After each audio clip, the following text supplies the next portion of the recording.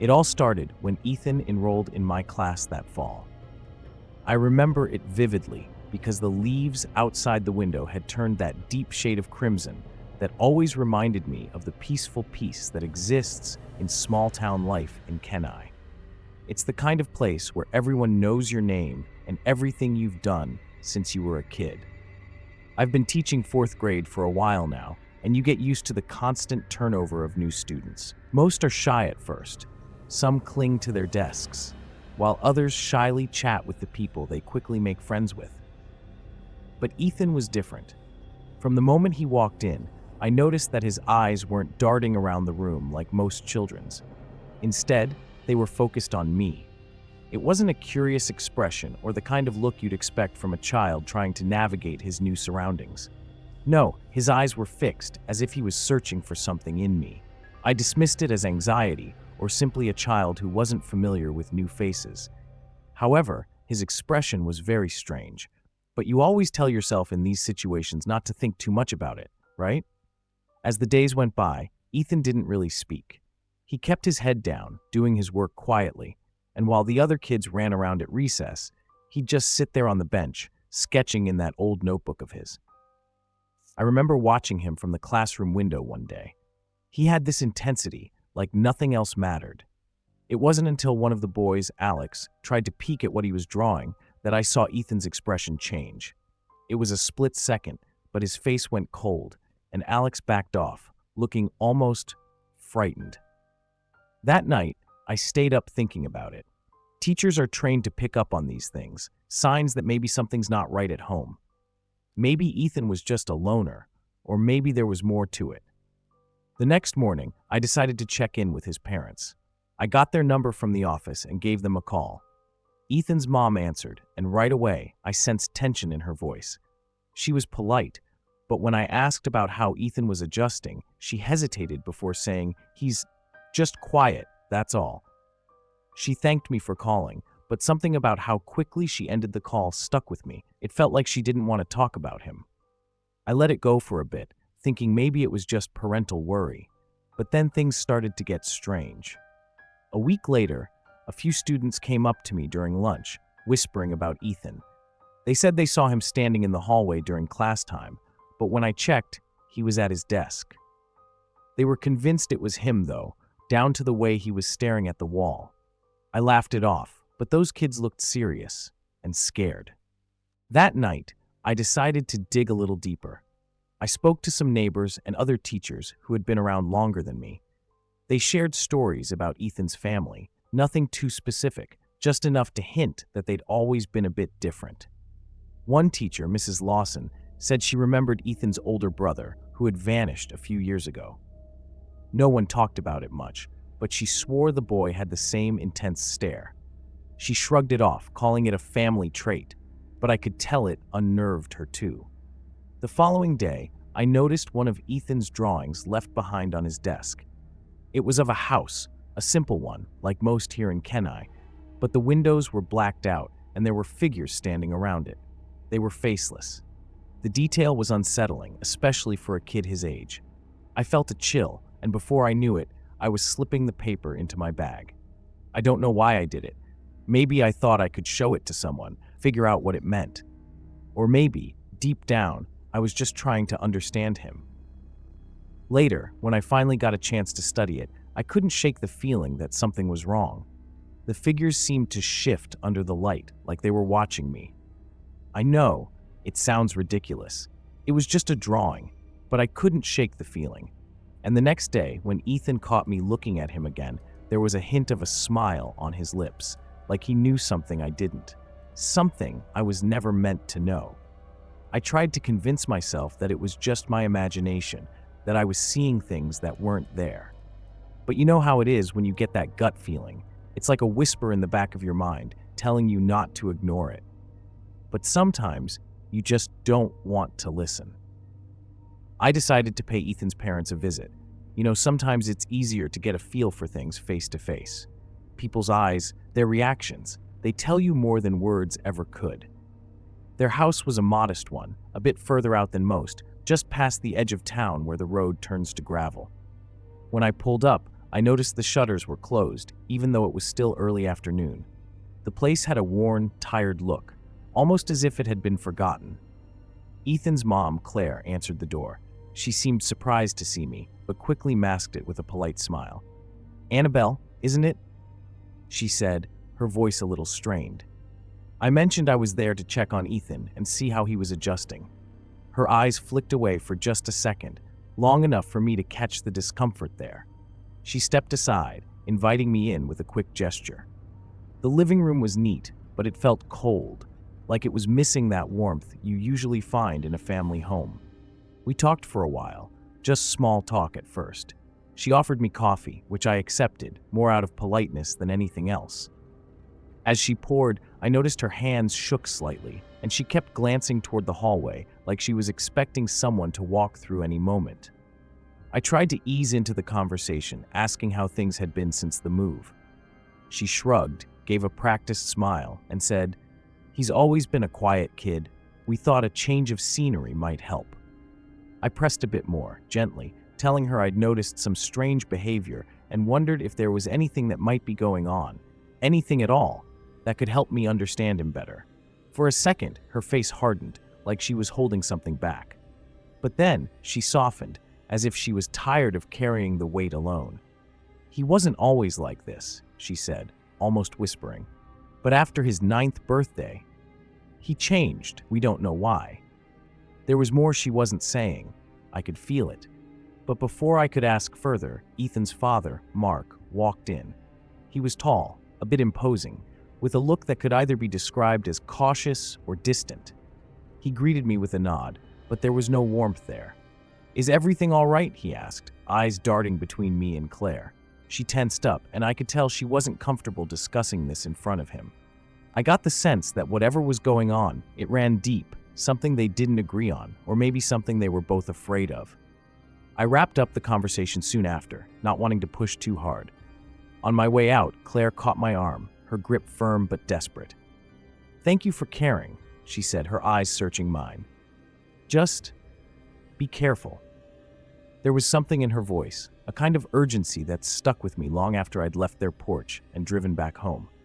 It was like she was warning me without saying the words.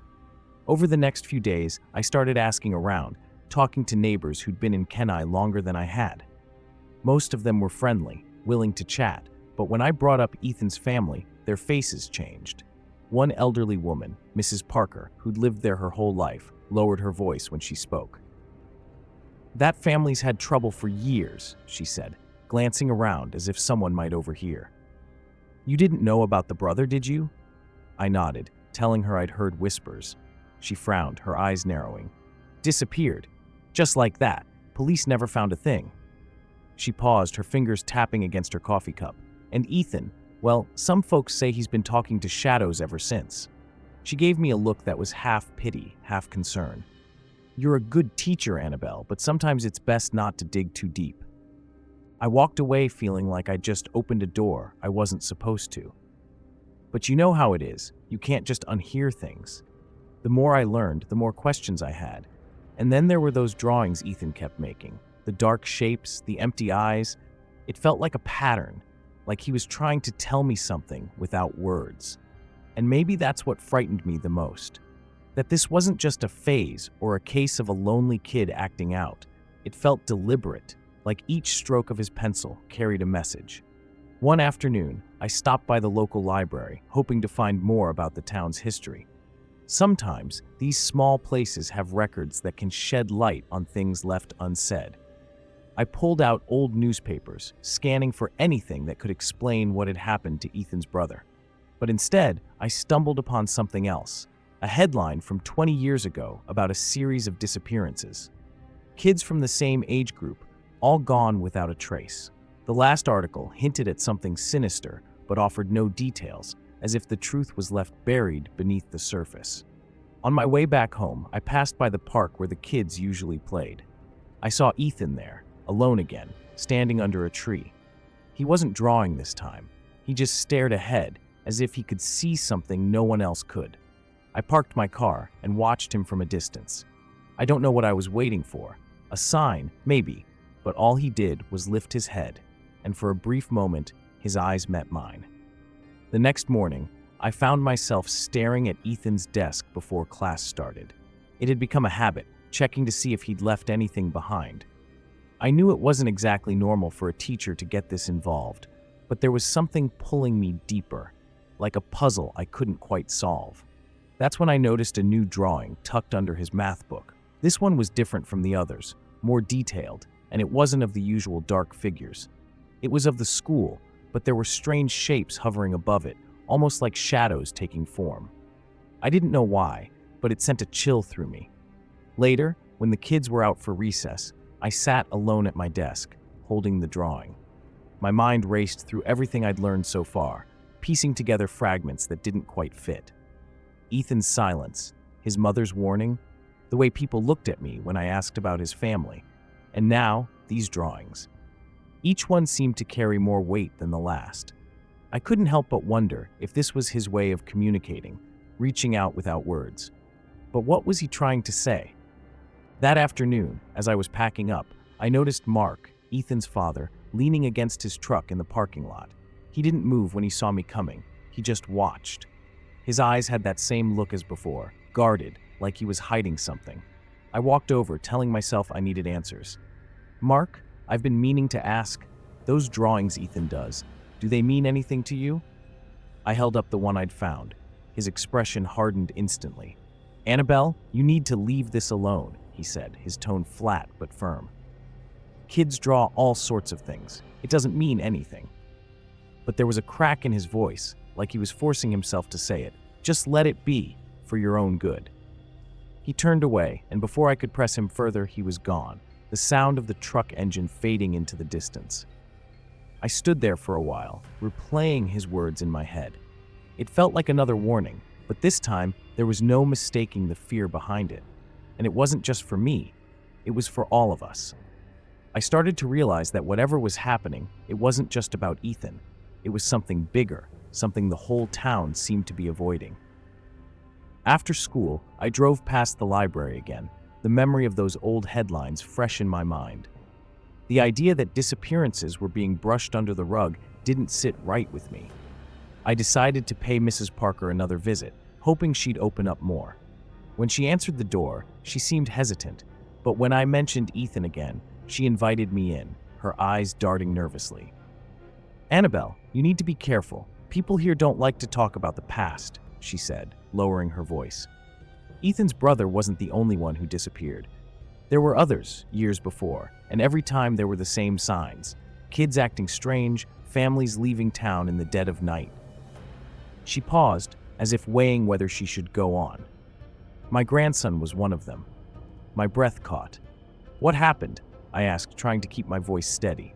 She shook her head, looking down. "He started drawing things too. Shadows, faces without eyes. We thought it was just his imagination." Her hands trembled slightly as she spoke, and then one night he was gone. No trace. The police said he probably ran away, but I know that's not true. I left her house with a sinking feeling, my thoughts spinning. Ethan's drawings weren't just random doodles. They were warnings. Warnings of something lurking, something that had been there long before he was born. I found myself glancing over my shoulder as I walked to my car, the sense that I was being watched, gnawing at me. Every corner, every window felt like it was hiding something. That night, as I lay in bed, I kept going over everything I knew, everything that had happened so far. I thought about those old news clippings, Mrs. Parker's grandson, and the faces of all those parents who seemed so eager to keep quiet. The pieces were there, but they didn't fit together in any way that made sense. I kept thinking about what Ethan's father had said. Let it be. But how could I? How could anyone, knowing something like this? Then, just as I was drifting off, my phone buzzed. A text from an unknown number. It was a picture of the school, the same angle Ethan had drawn, with the same shapes hovering above. Only this time, it wasn't a sketch, it was real. The night of the community event arrived.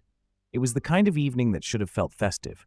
Families setting up booths, the smell of popcorn mixing with hot dogs and cotton candy, kids running around in costumes they'd been excited about all week. The whole town gathered in the school's gymnasium, decorated with streamers and strings of lights hanging from the rafters.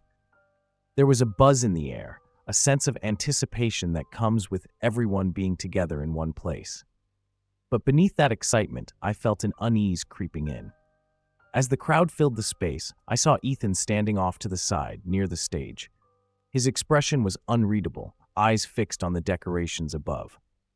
I wanted to approach him, maybe say something to put both of us at ease, but before I could make a move, the principal called everyone's attention. The lights dimmed slightly, signaling the start of the evening's presentations. The room quieted, the chatter fading into whispers and then silence.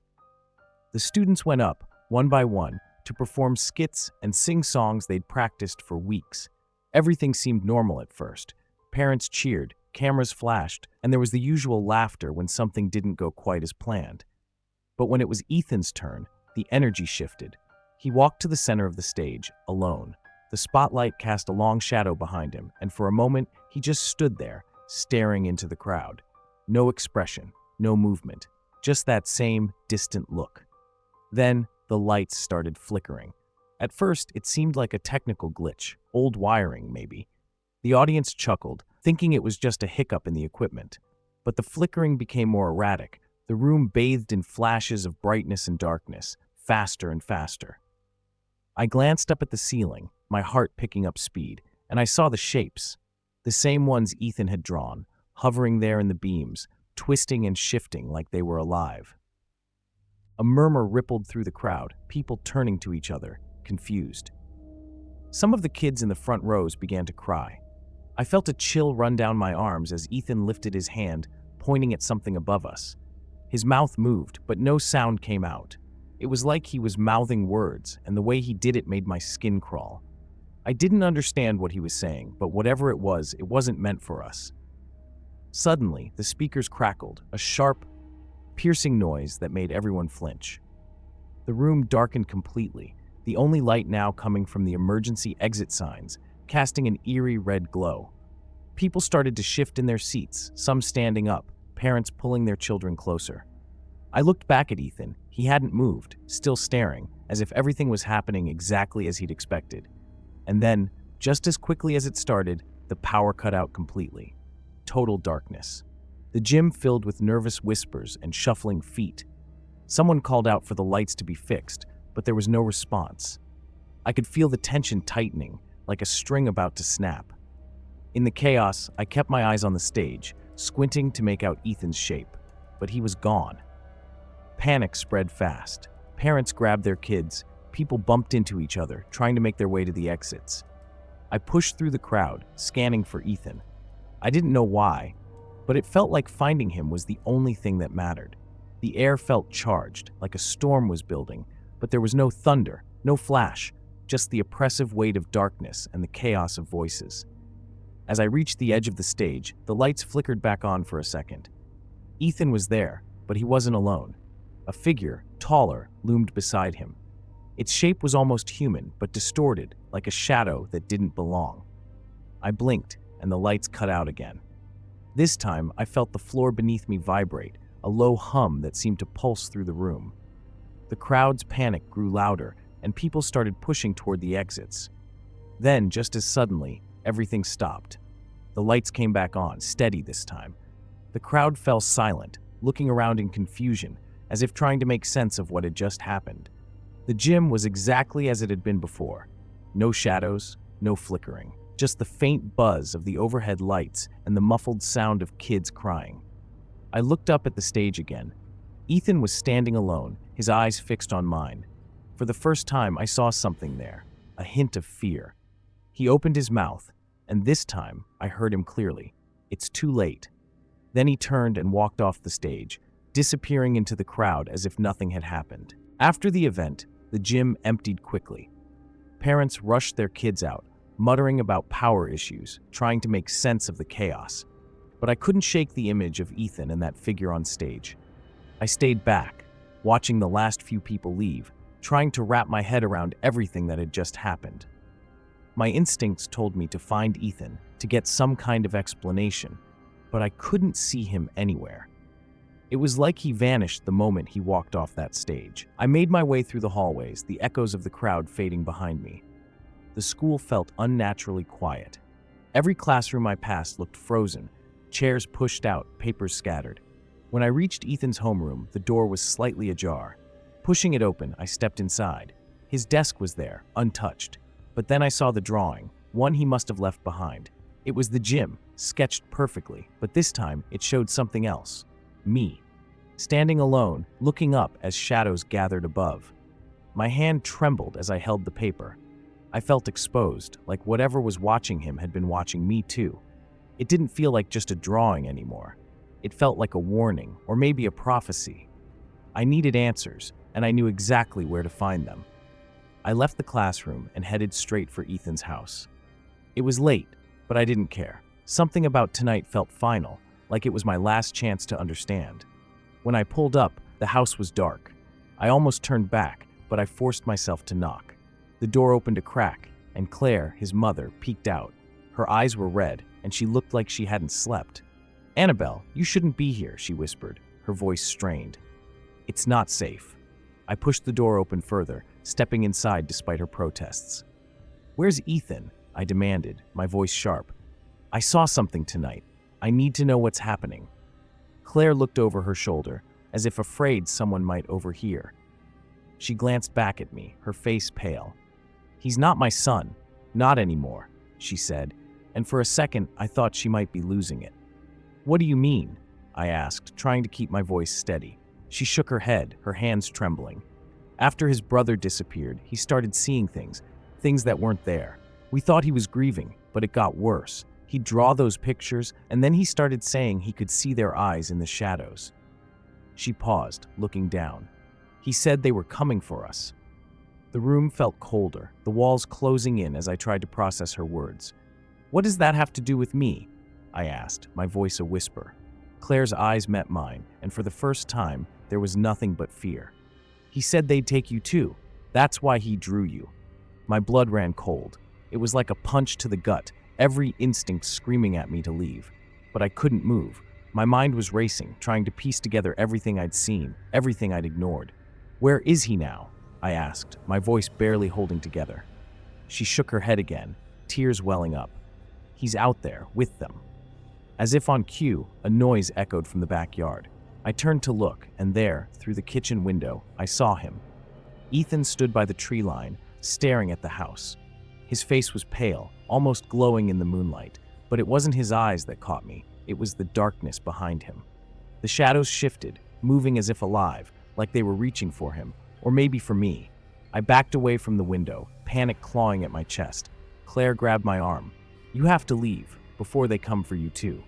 Her grip was tight, desperate. I wanted to run, but I felt paralyzed, torn between wanting to help and needing to save myself. Outside, Ethan tilted his head, and for a split second, I thought I saw him smile. I didn't wait any longer. I ran to the door, racing to my car. As I fumbled with my keys, I looked back one last time. Ethan hadn't moved, but the shadows around him grew, swallowing the light until all I could see was his silhouette. And then, as I started the engine, I heard his voice, clear as day, softly speaking my name. It echoed through the night, even as I sped down the road, the sound following me all the way home. I don't know if it was my psychology, but I couldn't stop hearing the voice in my head. It wouldn't leave my mind. When I finally got home, I locked all the doors and turned on all the lights, but it didn't matter. I knew deep down that whatever was connected to Ethan hadn't gone away. It had followed me, and that story haunts me to this day, making it impossible to forget everything I saw and experienced. I don't know if you'll believe me, but I know everything I've been through. I'm Anna Harris, a single mother living in Ohio, just trying to make ends meet while raising my 5-year-old son, Dylan. He's a bright kid, full of laughter and wonder, always asking questions that could stump even the smartest adults. At first, our little world felt perfectly normal, with the usual ups and downs of parenthood. But then things began to change. It started innocently enough. One day, Dylan came to me with wide eyes, excitedly talking about his new friend. I chuckled and smiled, thinking it was just his imagination at work, a typical phase for a child his age. Kids often conjure up imaginary pals to play with. I shared a story about my own childhood friend, a dragon named Sparky, who would accompany me on all sorts of adventures. It felt sweet, even nostalgic. But soon, I realized that this wasn't just a game for him. As days passed, Dylan's stories about his friend became more unsettling. He described a tall man in a suit with empty eyes. I tried to brush it off, convincing myself it was just his imagination getting the best of him. Still, I couldn't shake the chill that crept over me as I listened. The way he spoke about this friend felt different. It wasn't innocent play. It was as if he was sharing a secret that should never have been revealed. One night, as I tucked Dylan into bed, I heard heavy footsteps echoing down the hallway. I froze. There was no one there. The house was quiet, but the sound lingered in my mind. I shook it off as my imagination running wild, but the incident stirred something deep within me. I glanced at Dylan, who was already half asleep, oblivious to the unsettling atmosphere around us. My heart raced, but I didn't want to show any fear. I simply whispered, "Good night, buddy," and left the room. Things continued to spiral from there. I noticed strange scratches appearing on the walls around Dylan's closet. At first, they were small, almost easy to ignore, but over time, they grew deeper and more pronounced. The more I looked, the more I felt a sense of dread creeping in. I wanted to ask Dylan about it, but fear gnawed at me. What if I opened a door I couldn't close? Dylan, however, was eager to talk about his friend. "He wants to play hide and seek, Mommy," he said one day, his eyes sparkling with excitement. "He's really good at hiding. He hides in the dark corners." I felt my stomach drop at those words. Dark corners. My mind raced back to the footsteps I heard, the scratches on the wall. Was he really just a child playing? Or was there something far more sinister lurking behind his innocent facade? The atmosphere in our home changed. It was no longer a safe haven. I felt the weight of an unseen presence, a shadow that lingered just out of reach. I tried to reassure myself, but deep down, I knew this wasn't right. Dylan would wake up screaming, eyes wide with fear, talking about the man who wanted to play. Each time, my heart shattered a little more. It wasn't just a bad dream, it was a nightly battle. Then came the day when I could no longer ignore the feeling that something was terribly wrong. After another terrifying night, I decided enough was enough. It was time to act. I couldn't keep Dylan in a place that seemed to be filled with darkness. I began to pack our things, ready to escape this nightmare. But as I turned to say goodbye to the house, I noticed something out of the corner of my eye, Dylan standing by the closet, a look of sheer terror on his face. "Mommy, he's angry," he whispered, trembling. His words hung in the air, heavy with dread. How could I protect him from something I couldn't even see? And just like that, I knew that our fight was far from over. The next chapter of our lives loomed ahead, but what awaited us? That was a question I couldn't yet answer. Packing our things felt like a fever dream. I rushed through each room, stuffing clothes into boxes and trying to keep my emotions in check. Dylan sat on the floor, his small legs crossed, staring at the closet with wide eyes. "Mommy, he's still there," he said quietly, a tremor in his voice. I turned, half expecting to see the man in the suit looming over us, but the space was empty. Just a simple closet, yet it felt like a portal to something dark and malevolent. The more I worked, the more my mind raced. I couldn't help but think of the families who lived in homes like ours, blissfully unaware of the secrets their walls held. What happened here? Had someone suffered? I remembered a news story about a family that moved into a house where a terrible crime had taken place. They hadn't known until it was too late. I shook my head, trying to push those thoughts aside. I didn't want to spiral into paranoia, but the unease clung to me like a shadow. As we loaded the car, I caught a glimpse of Dylan glancing back at the house. "He said he'll come with us," he murmured. My heart sank. "Who, sweetheart?" I asked, trying to maintain calmness. "My friend," he replied innocently. I felt a cold wave wash over me. It was as if he thought this was all a game, but I knew it was anything but. I wanted to protect him, to shield him from whatever had taken root in our lives. The drive to the new apartment felt surreal. The familiar roads of Ohio blurred past, but I was too lost in thought. How had everything spiraled so quickly? It seemed impossible that just weeks ago we were living a normal life, filled with laughter and love. Now I felt as if I was dragging a weight behind me, an invisible burden that threatened to suffocate us both. Dylan dozed off, his head resting against the window, blissfully unaware of the chaos that had engulfed us. Once we settled into our new place, I hoped for a fresh start. I unpacked our belongings, arranging Dylan's toys and books in a way that felt comforting. I made sure to place his favorite stuffed animal, a worn-out teddy bear, on his bed. "This is your safe space now, buddy," I said, trying to reassure him. But in the back of my mind, doubt gnawed at me. Would this really keep the shadows at bay? The first night passed without incident, and I dared to breathe a little easier. I tucked Dylan in, kissed his forehead, and whispered goodnight. The room was filled with soft light from his nightstand lamp, casting friendly shadows that danced on the walls. But as I settled onto the couch, I couldn't shake the feeling of being watched. I turned on the TV, trying to drown out my thoughts, but every flickering image felt like a distraction from the truth lurking just out of sight. The following evening, I noticed Dylan's demeanor shift again. He became more withdrawn, often staring at the closet in his new room. "Mommy, he wants to talk," he said one day, his voice barely a whisper. I felt my heart race. "Who, sweetheart?" I inquired, hoping for a logical explanation. "The man. He says he misses his home." I tried to stay calm, but every fiber of my being screamed that this was not normal. That night, as I lay in bed, I heard soft sounds from Dylan's room. At first, I brushed it off as him adjusting to our new environment. But as the minutes dragged on, it morphed into a steady rhythm, a gentle tapping, like someone drumming their fingers on the wall. I sat up, straining to listen. My stomach twisted with unease, but I forced myself to check on him. When I entered the room, Dylan was fast asleep, his teddy bear clutched tightly in his arms. The tapping had stopped. I couldn't help but feel that we were not alone in this place.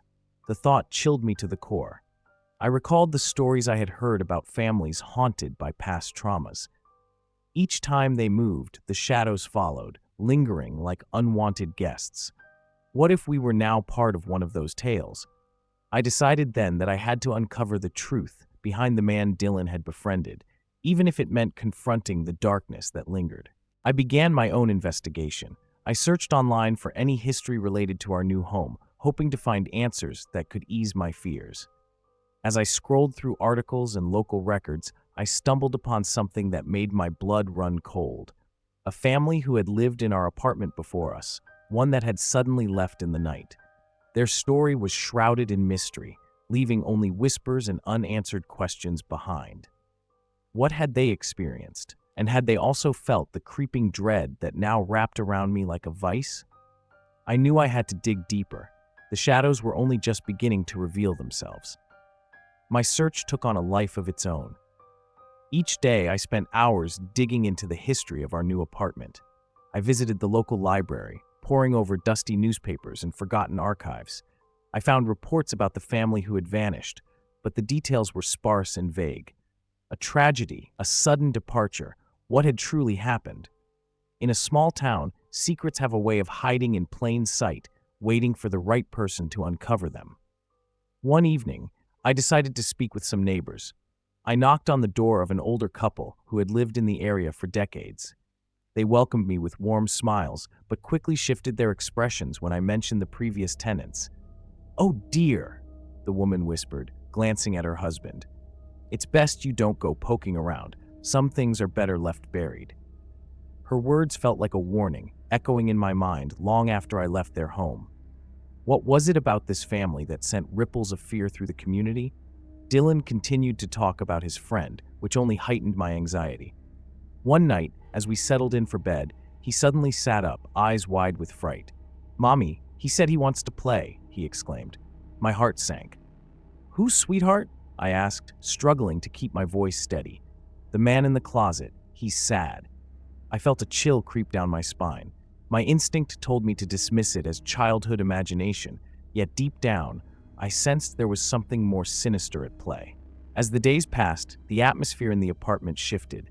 I started noticing small things, lights flickering when no one was around, the faint sound of footsteps when I knew Dylan was asleep.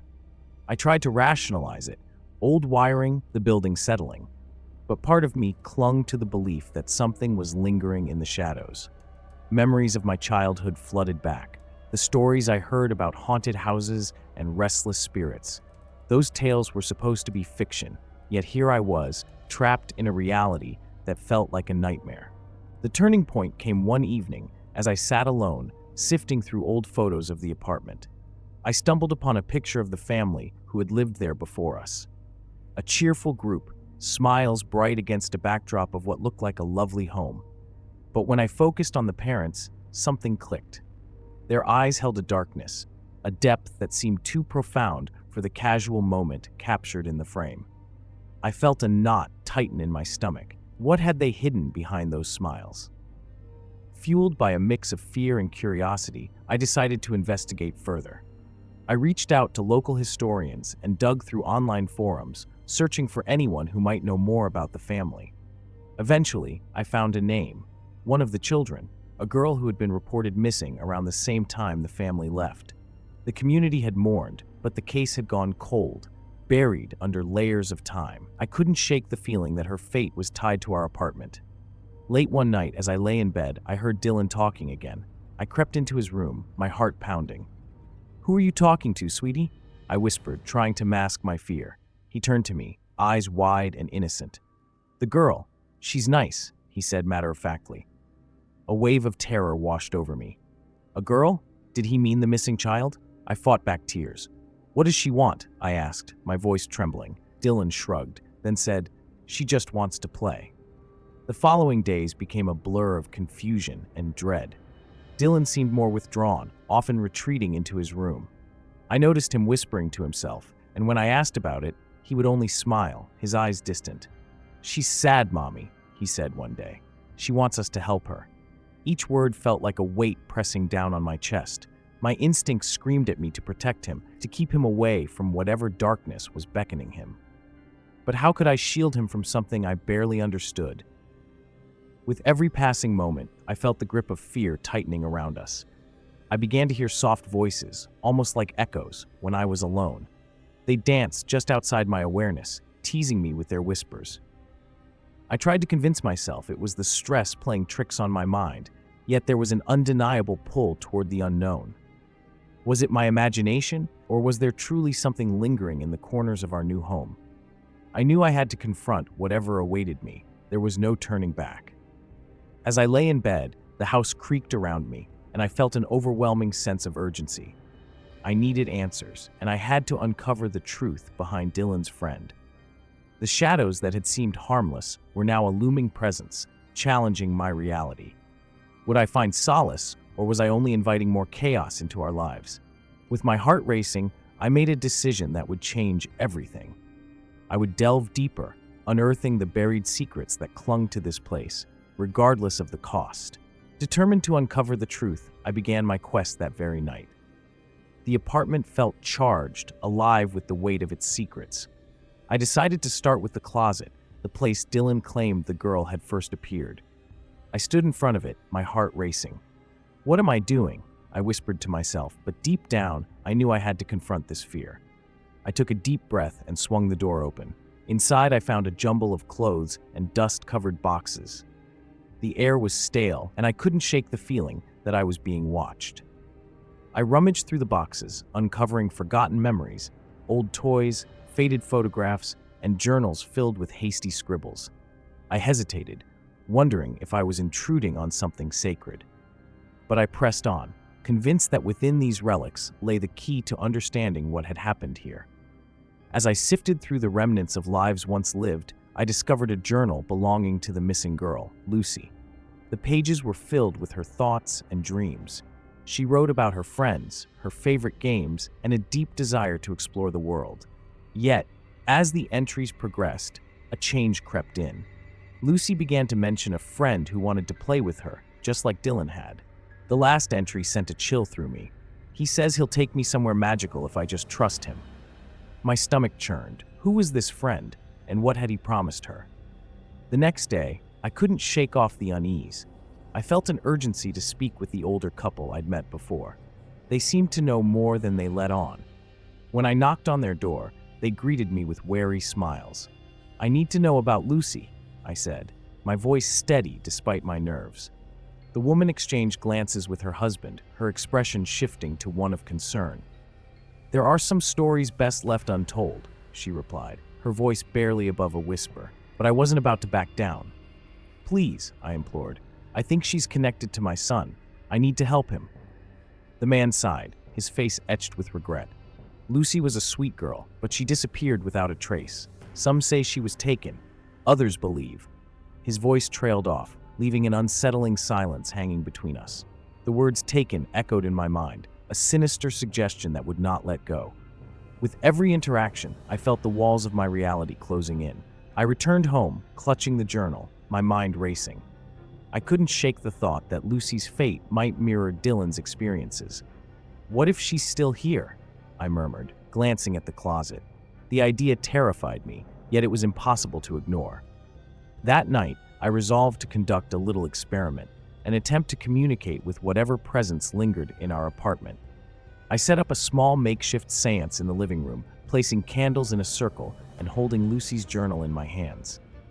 The flickering flames cast eerie shadows, making the room feel alive. If you're here, Lucy, I want to help you, I said, my voice trembling. Tell me what you need. I closed my eyes, breathing deeply, hoping for a sign, anything to reassure me that I wasn't alone in this fight. But as the minutes ticked by, all I heard was the soft creaking of the apartment settling. Just when I began to think it was a foolish endeavor, a cold breeze brushed past me, snuffing out one of the candles. I opened my eyes, heart racing, as darkness enveloped the room. Lucy, I called, my voice shaking. The temperature dropped, and I felt an invisible presence beside me. Please, don't be afraid. I'm here to help.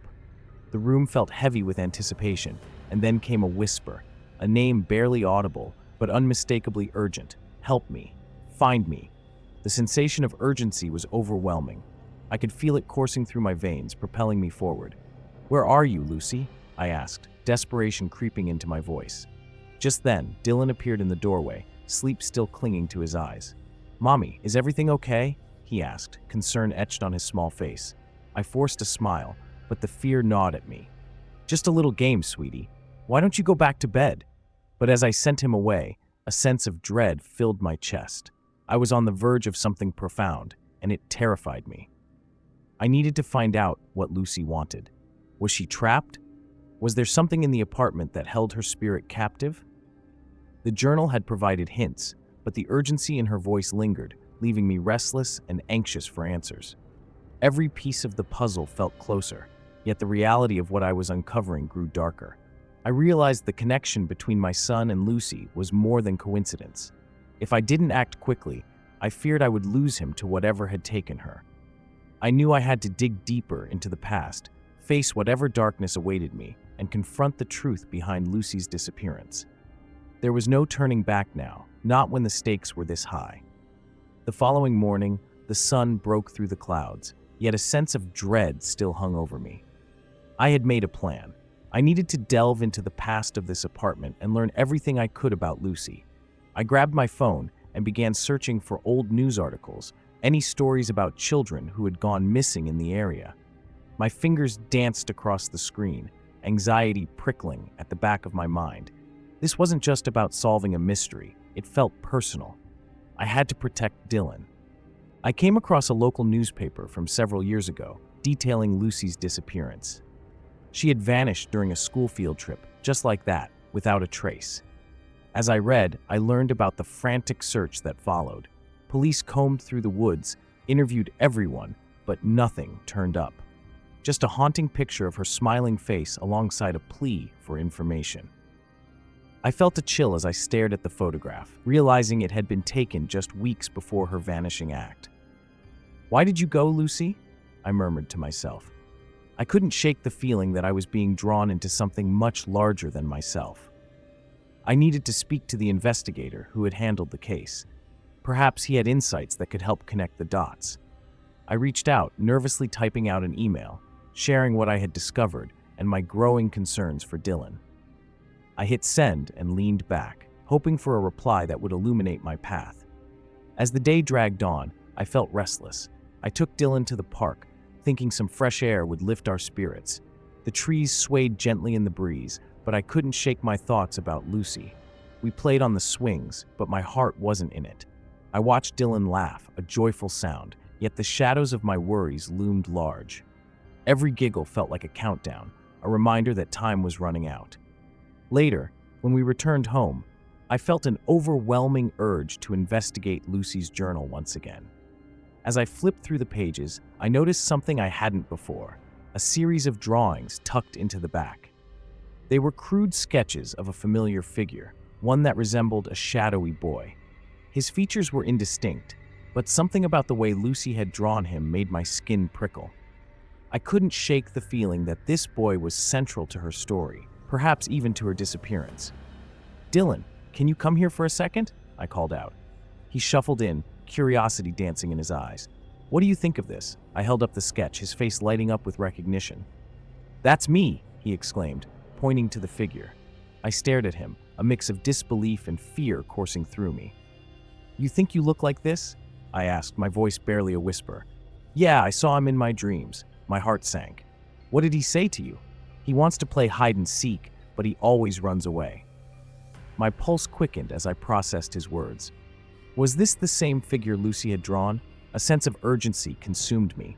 "You have to promise me you won't talk to him, okay? Just stay close to me." He nodded, but I could see he was confused. I needed to find the investigator, and fast. I felt like time was slipping away. That night, I lay in bed, Lucy's journal heavy on my chest. I had no idea if I was on the brink of discovery or if I was simply spiraling deeper into a nightmare.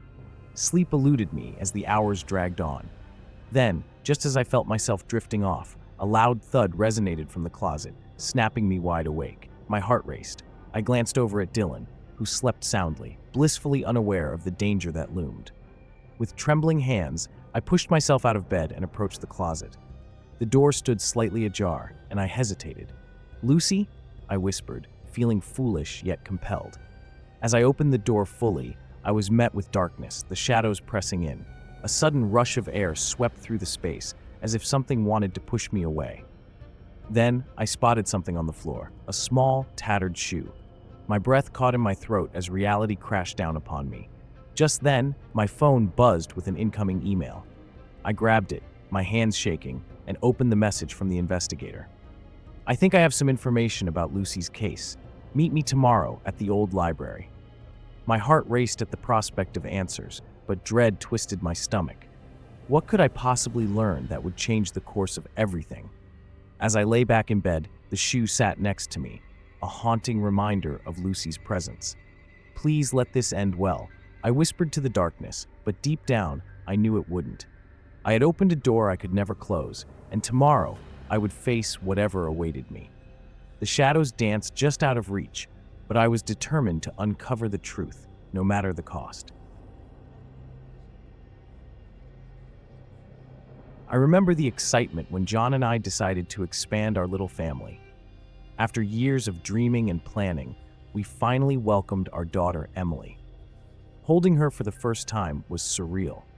Her tiny fingers wrapped around mine, and I felt an overwhelming sense of responsibility wash over me. The house we bought in California, filled with sunlight and laughter, seemed perfect for raising a child. Every room echoed with possibilities and dreams we had for our little one.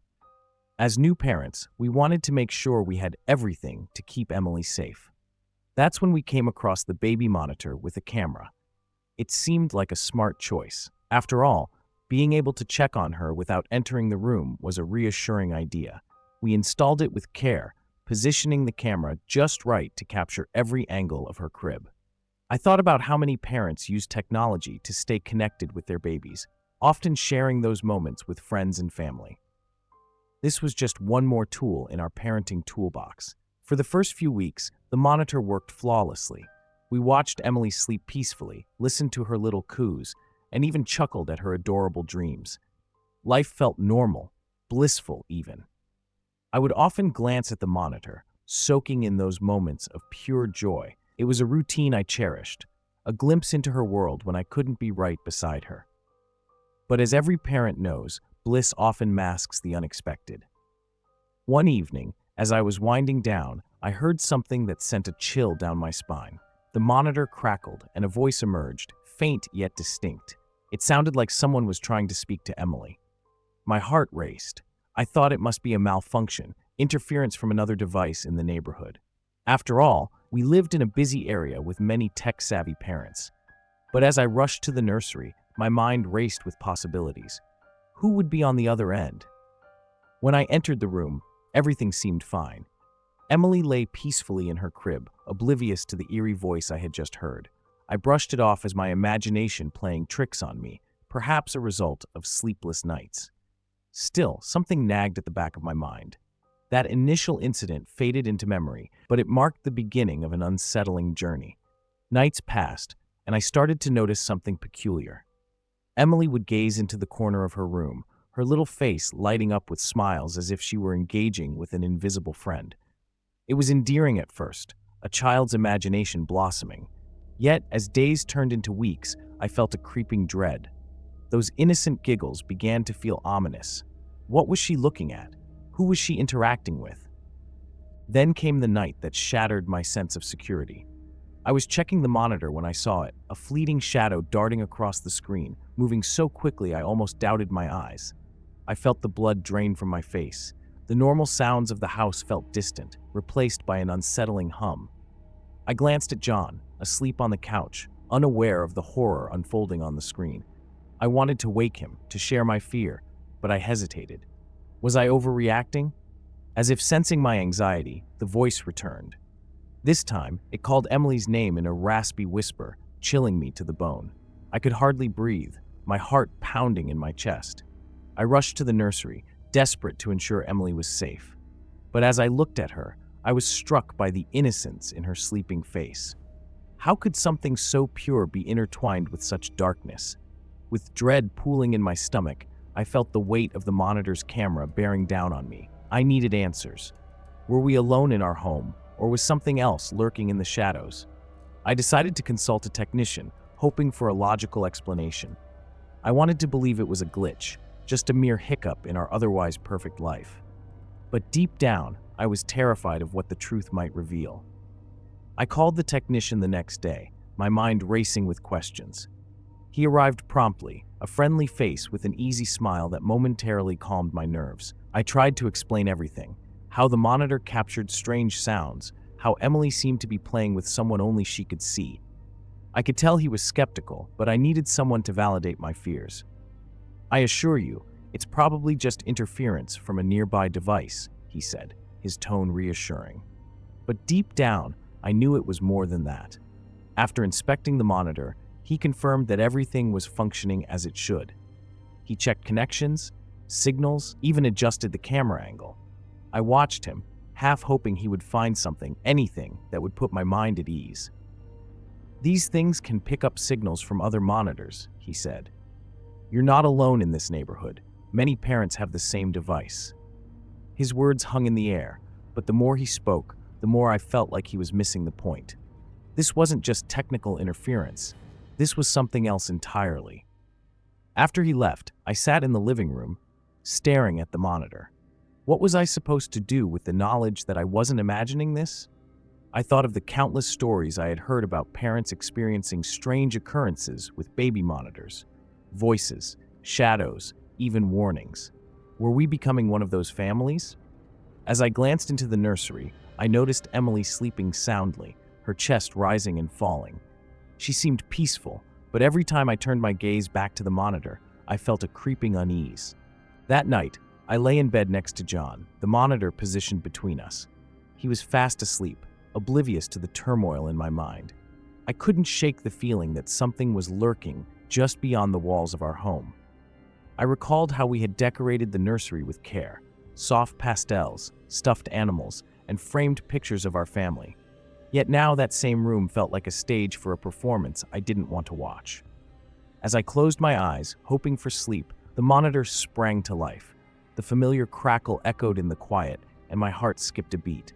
This time, I listened closely.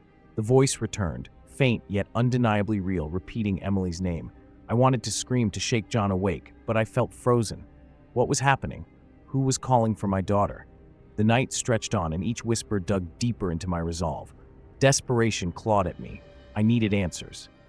The following day, I reached out to other parents in our neighborhood, hoping to find someone who shared similar experiences. I turned to online forums, seeking reassurance. I read countless stories of families facing odd disturbances, people dismissing them as pranks or technical glitches.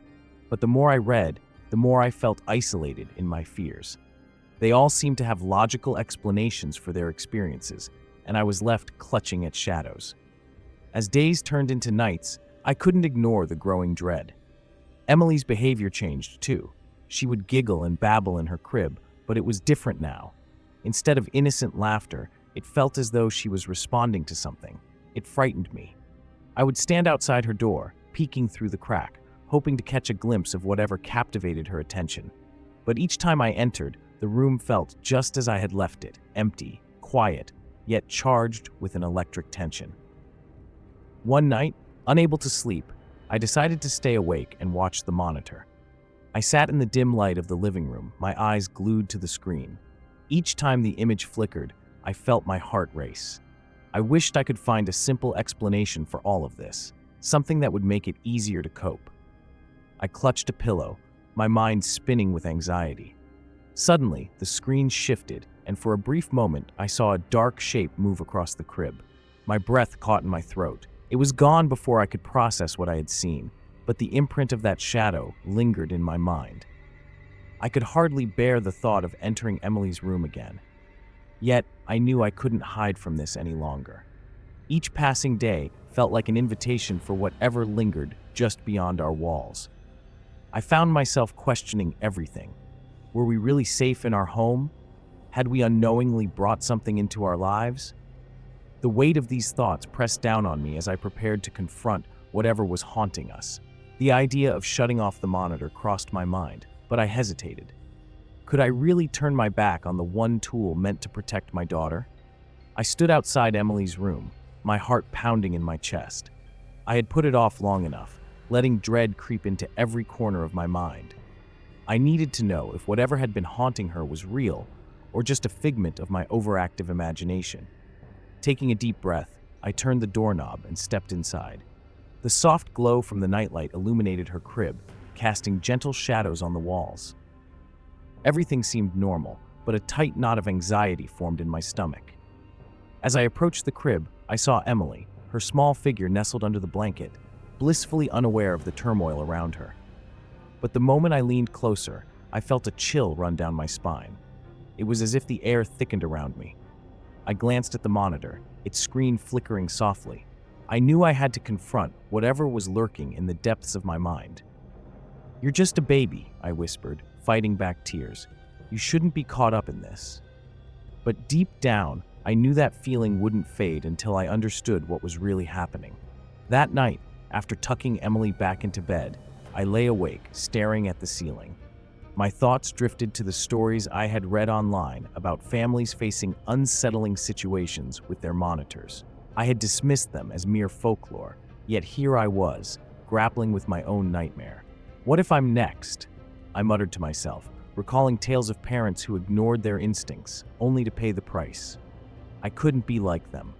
I had to protect Emily, no matter the cost. The following day, I made the decision to unplug the monitor. It felt like severing a lifeline, but the weight of that decision gave me a sense of control. I wanted to feel normal again, to return to the simple joy of being a mother without the cloud of fear looming over me. This is for the best, I assured myself, but the unease lingered in my mind. I couldn't escape the feeling that I was shutting the door on something crucial. Without the monitor, I spent more time in Emily's room, soaking in her laughter and coos. I played with her, read her stories, and watched as she explored her toys. I was determined to create a safe space for her, one that felt entirely free of worry. Yet each time I turned my back, I felt a prickle of anxiety. Was it just my imagination, or did I still sense something watching us from the shadows? One evening, as I sat in the nursery, I heard a soft tap on the window. My heart raced, and I quickly turned to investigate. The wind swayed the branches of a nearby tree, casting eerie shapes against the glass.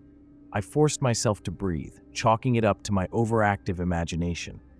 "It's just the wind," I whispered, trying to calm myself. But the sensation of being observed hung in the air, refusing to dissipate.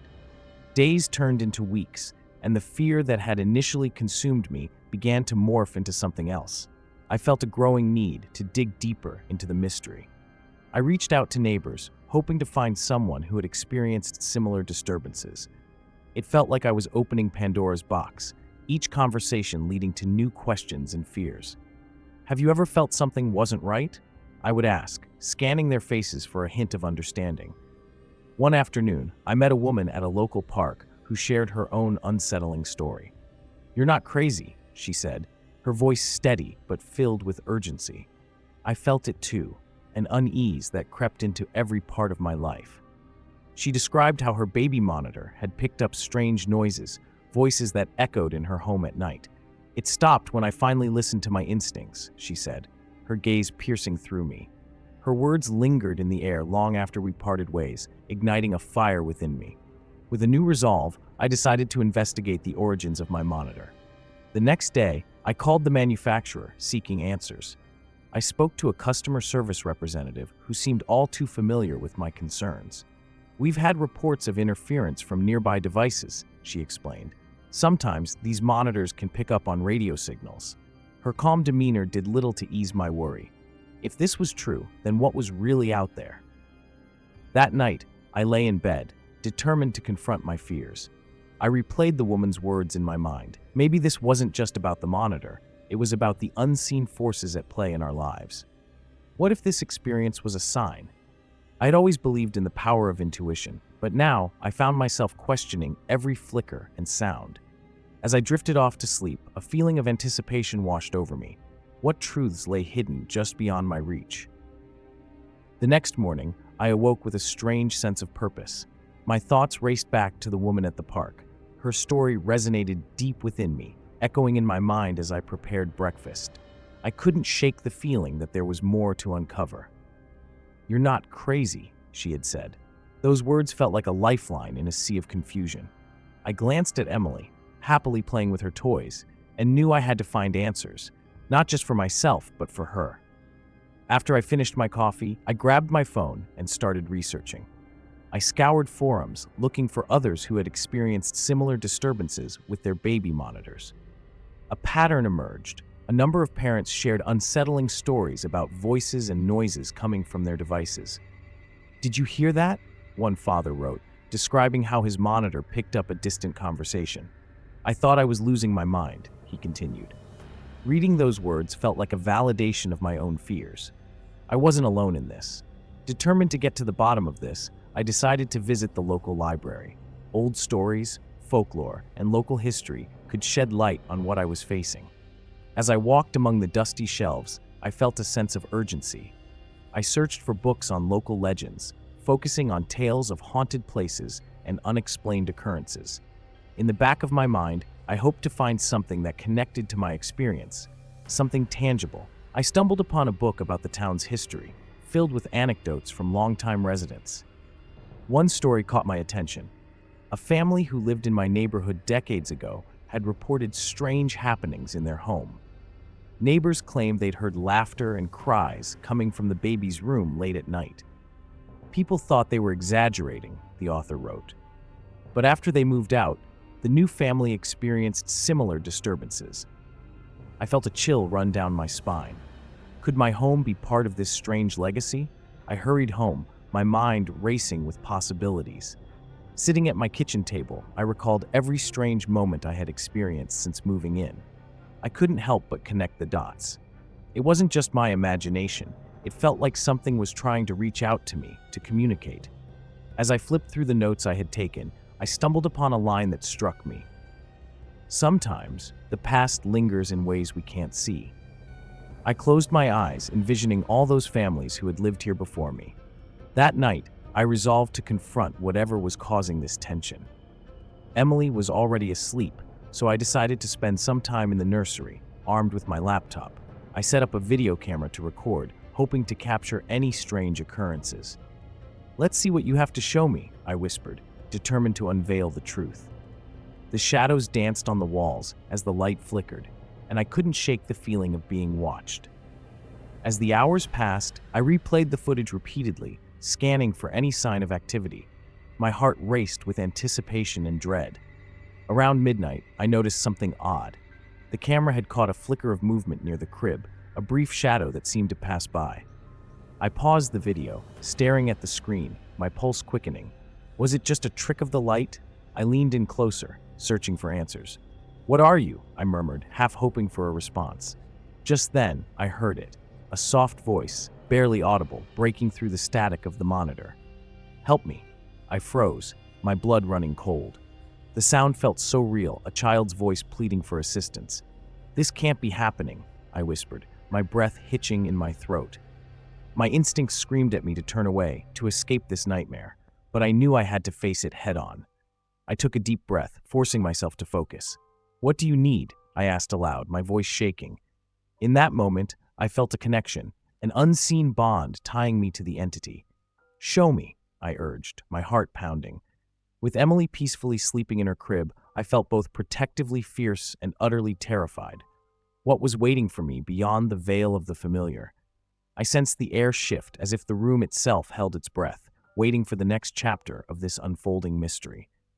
That night, I found myself wide awake, the tension in the room palpable. The whisper echoed in my mind, replaying over and over, "Help me." It felt like a call to action, urging me to dig deeper into this enigma. I sat there, staring at the monitor, almost willing it to reveal its secrets. "What do you want from me?" I asked, my voice barely above a whisper. A part of me was terrified, but another part craved understanding. I needed to know the truth, no matter how unsettling it might be. Determined to push through my fear, I decided to do some digging into the house's history. I wanted to understand the origins of the whispers and shadows. I recalled the book I had seen at the library, detailing families that had lived in this neighborhood. Maybe there was more to the story than I had realized. I grabbed my laptop, fingers trembling as I typed in search terms about local legends, hauntings, and anything that could shed light on what was happening. As I scrolled through pages, one article caught my attention. It described a tragic incident decades ago, where a young girl had gone missing in the very neighborhood where I lived. The article detailed how she was never found, and the community had been left with unanswered questions. I felt a chill run down my spine. Could this be connected to the voice on the monitor? "What happened to you?" I whispered to the empty room, my heart racing at the possibility that I was tapping into something much darker than I had imagined. I couldn't shake the feeling that the voice belonged to the girl from the story. I began to connect the dots, recalling Emily's laughter and the sudden sense of dread that accompanied my late-night observations. No, it can't be, I thought. But what if the spirit of that child was trying to reach me? Was she seeking help from someone who could finally listen? I closed my eyes, picturing her lost in the shadows, yearning for freedom. The next day, I decided to speak with my neighbors. I needed to know if they had experienced anything unusual in their homes. I made my rounds, knocking on doors, feeling a mix of hope and dread. To my surprise, several families shared their own strange tales. One couple reported hearing footsteps in their attic, and another family mentioned flickering lights that seemed to follow them. "You're not alone," one neighbor said, a worried look in their eyes. "This neighborhood has its secrets." Their words reinforced the sense that I was on the right path, but they also deepened my anxiety. Returning home, I sat down with Emily, watching her play as I contemplated my next steps. I needed to confront whatever was haunting my family, to face it head-on. "You're safe, baby girl," I assured her, but deep down, I felt the weight of uncertainty. I picked up the camera again, feeling it was time to document everything, to catch the truth in the act. I set it up in the nursery once more, determined to capture whatever was lurking in the shadows. That evening, I felt a strange shift in the atmosphere as the sun dipped below the horizon. Emily was asleep and the house was quiet, too quiet. I reviewed the footage from the previous nights, heart pounding in my chest. Then I noticed it, a soft glow near the crib, almost imperceptible, flickering in and out of focus. "What is that?" I murmured, staring at the screen. I leaned closer, unable to tear my gaze away. Suddenly, a child's laughter rang out, light and airy, breaking through the stillness. "What's happening?" I felt my stomach drop as I replayed the segment. The laughter echoed in my ears, and I couldn't tell if it was coming from the monitor or from somewhere within the room. "Show yourself," I shouted, my voice filled with a mix of anger and fear. I needed answers, and I needed them now. With a rush of adrenaline, I moved toward the nursery door, ready to confront whatever had invaded my life. Just then, I heard it again, a soft voice, clearer this time, resonating from the monitor. "Help me," it pleaded. My heart raced as I felt a cold breeze sweep through the room, carrying a scent of something sweet and decayed. "Who are you?" I whispered, taking a step back. The air thickened, and my instincts screamed for me to run, but I stood my ground, driven by a fierce need to uncover the truth. In that moment, I realized this wasn't just a haunting, it was a connection that demanded to be understood. Before I could process what was happening, a shadow darted across the room. I stumbled backward, eyes wide, heart hammering in my chest. "What do you want?" I yelled, desperate for clarity. The walls seemed to vibrate with an unseen force, and I felt as though the room was closing in on me. Just as I braced myself for the worst, everything went dark. The screen of the monitor flickered out, leaving me alone in the suffocating darkness. I had awakened something, and now I had no idea what awaited me next. I remember the day Tommy brought home those drawings like it was yesterday. We were sitting around the kitchen table, the warm light from the overhead lamp casting a cozy glow. He laid out his latest artwork with a proud grin. As I glanced at the colorful sketches, I noticed a recurring figure, a man with a distorted face and a wide, unsettling grin. It sent a shiver down my spine, but I brushed it off, convincing myself it was just the imagination of an 8-year-old. Kids draw strange things all the time, right? I wanted to believe that. "Who is this guy, buddy?" I asked, trying to sound casual. My voice was steady, but I could feel a knot tightening in my stomach. Tommy simply shrugged, a mischievous twinkle in his eye. "He's the man from the window." I chuckled nervously. "The man from the window, huh? What does he do?" Tommy just smiled wider, a glint of something in his gaze that I couldn't quite decipher. "He comes to visit me at night." That was the moment when a sense of unease settled over me. A chill swept through the room, even though it was a warm Texas evening. I exchanged glances with Lisa, my wife, and I could tell she felt it too. It wasn't just a playful game for Tommy. Something deeper was bubbling beneath the surface. "You know, honey," Lisa interjected gently, "you don't have to be scared of anyone. If you ever feel frightened, just call for us." Tommy nodded, but I could see the shadows lingering in his innocent blue eyes. His drawings continued to haunt our home, vivid reminders of something unsettling. Each day, he brought more sketches, and with each one, the man seemed to grow more sinister.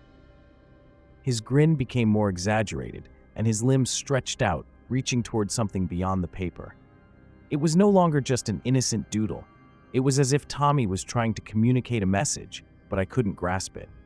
One evening, as I tucked Tommy into bed, he looked up at me with those wide eyes and whispered, "Dad, he's outside." My heart raced. "Who's outside, buddy?" I tried to keep my voice calm, but the tension was palpable. "The man from the window. He watches me while I sleep." I smiled reassuringly, but inside I felt a wave of dread wash over me. Was this just a child's wild imagination, or was there something more? I made a mental note to check the yard later. That night, Lisa and I lay in bed, the house creaking as it settled. I replayed Tommy's words over and over in my mind. It felt ridiculous, yet I couldn't shake the unease. "What do you think he meant?" Lisa asked, breaking the silence. I sighed, unsure of how to answer. "I don't know. Kids say all sorts of things." But deep down, I felt a nagging sense of responsibility. Was I dismissing something important? When I finally mustered the courage to check, I quietly tiptoed to Tommy's room. The soft glow of the moonlight illuminated his face, peaceful in sleep. I pulled back the curtain, scanning the dark yard. Nothing seemed out of place, but as I turned to leave, I caught a glimpse of something unusual, a fleeting shadow darting across the edge of the property. I shook my head, chalking it up to my imagination, but that shadow lingered in my mind like a haunting memory. The next morning brought new light, but the tension hadn't lifted. I stepped outside, searching for clues to ease my worries. As I looked beneath Tommy's window, I froze. Imprints in the soft earth, footprints. They were too big to belong to Tommy, and yet there they were, clear as day. Panic surged through me, and I rushed inside to confront Lisa. "You need to see this." I never anticipated that those footprints would lead us down a path filled with dread and uncertainty. Tommy remained blissfully unaware, but the mystery of the man in the window was unfolding like a dark tale from a horror film. My instincts told me to protect my family, but the question loomed: what was really happening? The discovery of those footprints sent my heart racing. I could barely find the words as I shared my find with Lisa. "You have to see this," I insisted, leading her to Tommy's window. The moment she crouched down, her expression shifted from curiosity to alarm.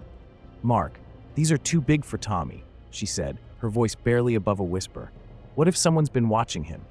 The thought clung to me like a heavy blanket, each breath feeling heavier.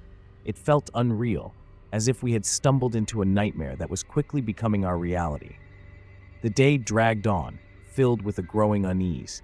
Each creak of the house felt amplified, and every passing car made me jump. I couldn't shake the feeling that someone was lurking outside, always just out of sight. "We need to keep the windows locked, especially Tommy's," I told Lisa over dinner, trying to maintain an air of calm. She nodded, her expression serious. "What do we do if he tries to come in?" I met her gaze, realizing we were in a situation far beyond a simple childhood fear. That evening, as I settled down on the couch, I felt an instinctual urge to stay alert. I turned on the news, hoping to distract myself, but instead, I found a segment about local crimes.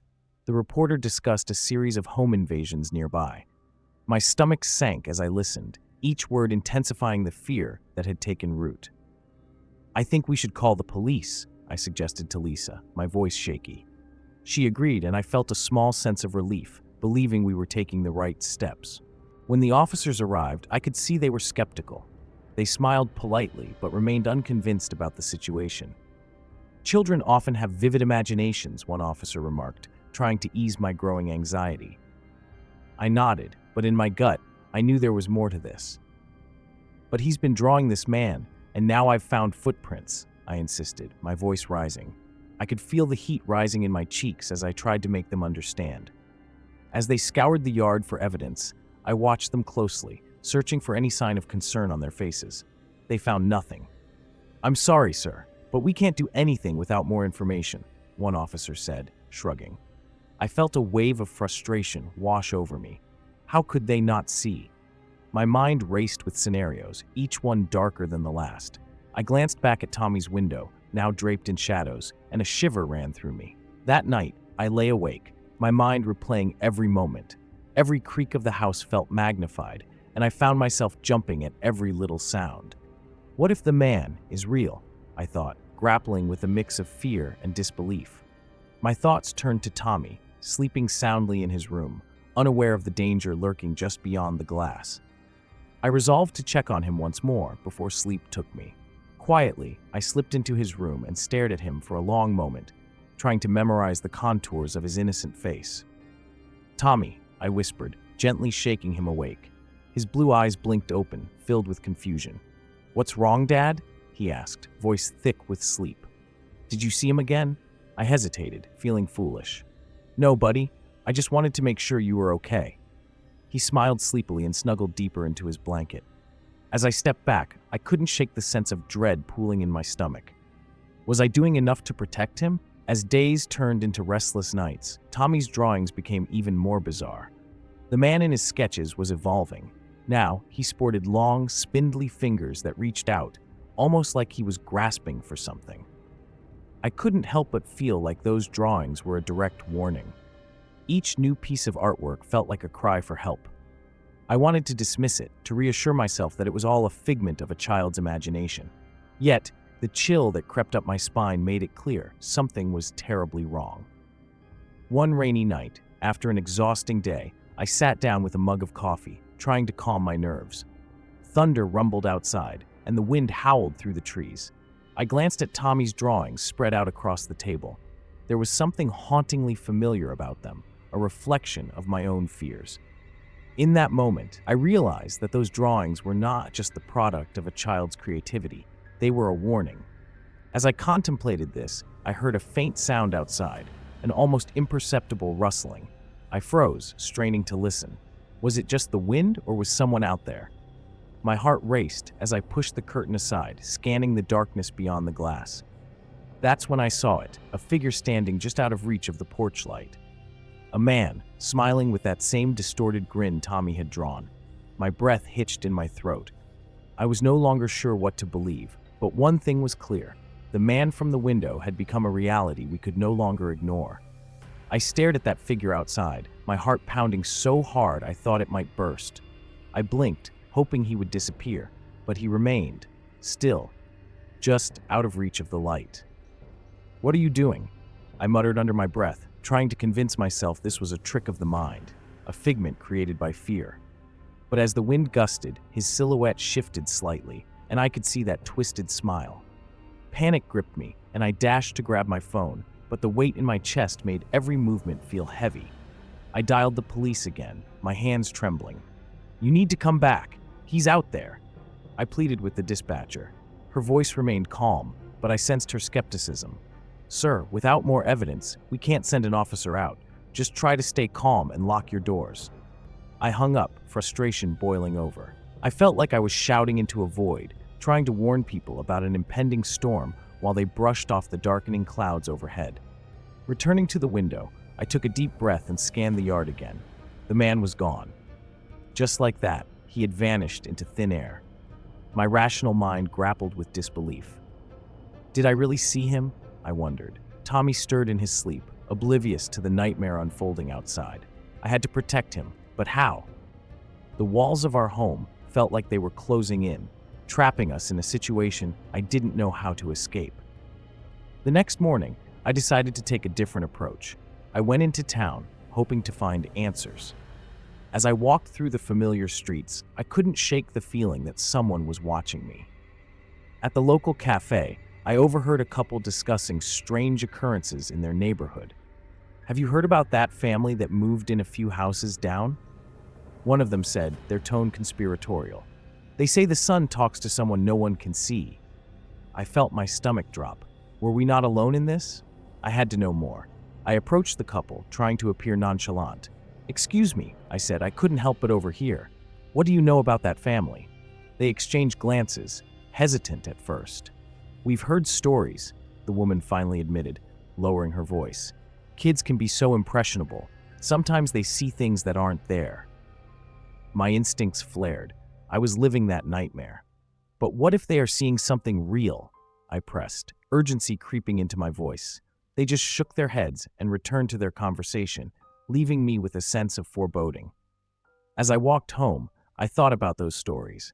Were they just remnants of folklore, or could they point to something more sinister? I reached the house, determination surging within me. I needed to dig deeper. Tommy's drawings had become more detailed, depicting the same eerie figure but now surrounded by swirling shadows. It felt like a plea, a warning, and I could no longer dismiss it as mere imagination. Something dark lurked in the corners of his mind, and I had to confront it. That night, I decided to confront my fears head-on. I gathered Tommy's drawings and laid them out on the dining table. I wanted to understand what he saw. "Tommy, can you tell me more about this man?" I asked gently, keeping my tone steady. He glanced up at me, his eyes wide. "He says he's my friend, Dad," he said innocently. My heart sank. What does he want? I pushed, hoping for an answer that made sense. "He wants to play with me," he replied, and my stomach nodded. The innocent words held a weight that pressed down on me, filling me with dread. After tucking Tommy into bed, I decided to stay up, scanning the news and searching online for any information about missing persons or recent crimes. My eyes burned as the clock ticked slowly. I felt a deep sense of isolation, as if I were the only one who understood the danger we were facing. The night dragged on, filled with a growing sense of unease. The stories I'd read felt like warnings, each one a thread leading me deeper into darkness. Just past midnight, I heard it. A soft knock on the door. I froze, straining to listen. The knock came again, more insistent this time. My heart raced, and I moved toward the door cautiously. "Who is it?" I called out, my voice steadier than I felt. "It's me, Tommy," came the response. Relief washed over me, but as I opened the door, the reality of the situation hit. Tommy stood there, wide-eyed and pale. "Dad, he's in my room," he whispered. I felt ice flow through my veins. What had I been trying to ignore? My son had seen him, and whatever twisted game he was playing had now reached a breaking point. The walls of our home suddenly felt suffocating. My instincts screamed for me to protect Tommy, but I was frozen in place. "Stay close," I managed to say, grabbing his hand. The darkness seemed to close in around us as we stepped back into the hallway. The man was no longer just an unsettling image from a drawing. He was a presence, real and terrifying, and I was determined to face him. But as we moved toward Tommy's room, the question lingered. Was I prepared for what lay ahead? I moved cautiously toward Tommy's room, each step weighed down by uncertainty. The hallway felt longer than usual, as if the shadows were reaching out, trying to hold us back. I glanced at Tommy, who clutched my hand tightly, his small fingers trembling. "Dad, I don't want to go in there," he whispered, his eyes wide with fear. I knelt down, meeting his gaze. "I know it's scary, buddy, but we have to check. We can't let him take control." My voice was steady, but inside, I felt the grip of dread tightening around my heart. Pushing open the door, the room greeted us with an unsettling calm. Tommy's toys lay scattered across the floor, untouched since the day before. I stepped inside, scanning the space for any sign of movement. "Where is he?" I asked, trying to keep my voice steady. Tommy pointed to the closet, his body shaking. "He's in there," he said, barely able to keep his voice above a whisper. I took a deep breath and walked over, feeling like I was crossing a threshold into something dark and unknown. As I reached for the doorknob, memories flooded my mind. Stories I had read about families like ours, grappling with something they couldn't understand. One family had described a similar presence, an entity that drew children in with false promises. My heart raced at the thought of what might be lurking behind that door. "Stay close," I said, turning the knob slowly. The door creaked open, revealing a darkness that seemed to swallow the light. I squinted into the blackness, my pulse quickening. "Is anyone there?" I called, trying to keep my voice from shaking. For a moment there was nothing, just the faint rustle of fabric. Then from the depths of the closet, a voice emerged, soft yet chilling. "I'm here, Tommy. Come play." The words hung in the air, thick with a sense of malice disguised as innocence. I felt a chill run through me. Tommy took a step back, his eyes filled with a mix of fear and curiosity. "Dad, he sounds nice," he said, a hint of confusion in his voice. "No, Tommy, it's not nice," I replied firmly, feeling a surge of protectiveness. "We're leaving this room now." But my son's gaze was fixed on the darkness, as if he were being drawn in. "He said he has games for us," Tommy insisted, his innocence tugging at my heart. "Tommy, listen to me," I snapped, feeling desperation creep in. I couldn't lose him to whatever was hiding in that closet. I stepped forward, grabbing Tommy's shoulder and pulled him back toward me. Suddenly, I felt it, an icy breath against my neck, as if something had come up behind me. I spun around, heart racing, but the room was empty. Panic surged through me. Had I imagined it? My mind raced, trying to hold on to logic amidst the chaos. "Let's go," I urged, leading Tommy away from the closet. "We need to talk to Mom." But as I turned to leave, I caught a glimpse of movement in the corner of my eye. The closet door swung slightly, and a shadow slipped into the darkness. I pushed Tommy into the hallway and shut the door firmly behind us. "Stay here," I instructed, my voice steady despite the turmoil inside. I took a moment to gather myself. This wasn't just a nightmare, it was something real, and I needed to confront it. I could hear the faint sound of laughter from the closet, taunting and sweet, like a siren's call. It echoed in my mind, stirring something deep within me. "What do you want?" I called out, not sure if I was speaking to the figure or my own fears. I grabbed my phone and considered calling for help again, but something stopped me. This was my family's battle, and I had to face it head on. I needed to understand what was happening before it escalated further. "What do you see, Tommy?" I asked, kneeling down beside him. He looked at me, his eyes reflecting a mix of confusion and fear. "He's not like the others," Tommy said, his voice shaking. "He's different." My mind raced. "Different how?" I pressed, hoping to unravel the mystery before us. "He knows me, Dad," Tommy whispered. "He's my friend." The words struck me like a thunderclap. My son believed this figure was a friend, but I knew all too well the danger that lurked behind false smiles. "Tommy, Friends don't hide in closets and call you in the dark, I said gently but firmly. We need to stay together, no matter what. I could see the conflict in his eyes, a child torn between trust and instinct. But I was determined to protect him from this creeping darkness, whatever it might be. The laughter from the closet grew louder, echoing off the walls, twisting around us like a vine. I realized we were on borrowed time. We need to leave the house, I declared, feeling a surge of urgency. Now. Tommy nodded, still clutching my hand, and together we began to back away from the room. As we reached the top of the stairs, I could feel the weight of that unseen presence pressing in, urging us to stay. But I knew we couldn't linger. The night was far from over, and whatever awaited us out there was just beginning to reveal its true nature. We rushed down the stairs, each step echoing with urgency. Tommy's little hand gripped tightly in mine. The house felt alive, shadows dancing on the walls as if mocking our fear. I could still hear the laughter from the closet, faint but unnerving, tugging at the corners of my mind. "Dad, do you think he'll follow us?" Tommy asked, his voice barely above a whisper. I couldn't answer. A chill crept over me as I recalled the stories of those who were hunted by what they couldn't see. I pushed open the front door, letting the night air wash over us. It felt cool against my skin, but it did little to calm the storm brewing in my chest. I looked around, taking in the familiar landscape that suddenly felt foreign and threatening. The trees in our yard loomed like sentinels, their branches twisting against the moonlight. "Let's get to the car," I said, trying to maintain a sense of normalcy. But as we moved toward the driveway, a sound caught my attention, the unmistakable creak of the front door swinging open behind us. My heart raced, and I turned back to see the doorway bathed in darkness. "Tommy, hurry," I urged, my voice trembling. He stumbled, trying to keep pace, and I felt the panic rising in me like a tidal wave. We reached the car, and I fumbled for my keys, glancing over my shoulder. The doorway was empty, but I knew better than to let my guard down. Whatever was inside had an unsettling way of turning shadows into something more sinister. Once inside the car, I locked the doors and started the engine.